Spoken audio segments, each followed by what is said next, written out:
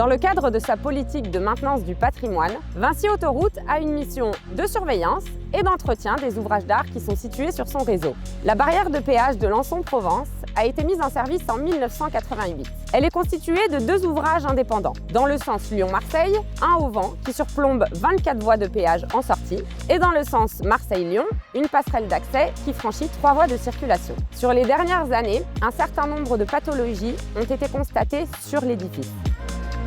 Autant de signaux faibles qui ont conduit Vinci Autoroutes à engager d'importants travaux de rénovation sur cette barrière de péage.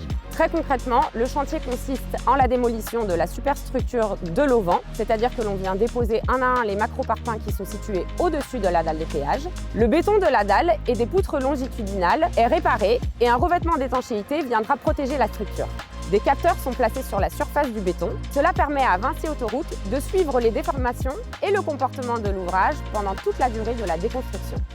La passerelle, située à l'est de l'auvent, quant à elle, est entièrement démolie. Ce chantier accueille en moyenne 20 personnes par jour. Les travaux se déroulent de septembre 2025 à mars 2026, sur une période où le trafic est moins dense. Le chantier se déroule principalement 2 jours, excepté pour la démolition de la passerelle à l'est de l'auvent, où nous avons dû fermer l'autoroute A7 pendant une nuit. Ce projet applique les normes les plus récentes en matière de préservation de l'environnement. Il s'inscrit dans un objectif d'économie circulaire intégrale. L'ensemble des produits issus de la démolition seront revalorisés à 100%.